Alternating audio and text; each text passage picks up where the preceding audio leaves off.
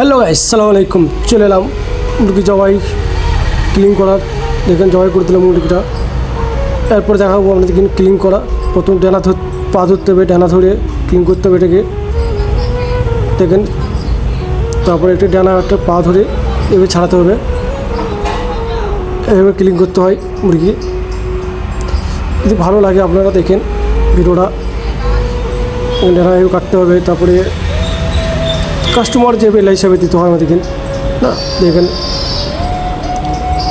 ডানা সাফ করে দিলাম, একটু লেগেছিলো পটটা কেটে দিলাম।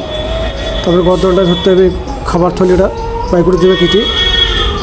এবার পেছনে ধরতে হবে, পেছনে ধরে একটু ছিঁড়ে দেবেন। এবার মাথাটা কেটে দেবেন হালকা করে, ট্যাং ধরে টেনে দেবেন। এবার মুরগিটা চলে যাবে হিসেবে দুভাবে গেল।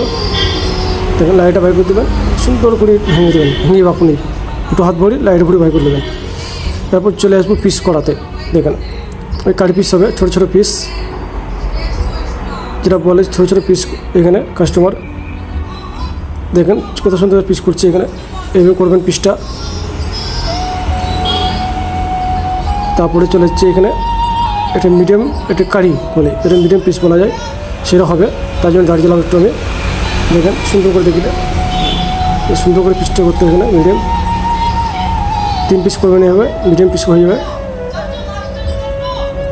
দেখেন এইটুকু কী হবে।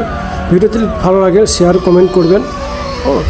দিতে পারছেন আবার মুরগির পিস চিকেন আসতে পারে, আমি ভিডিও কমেন্ট করে জানাবেন।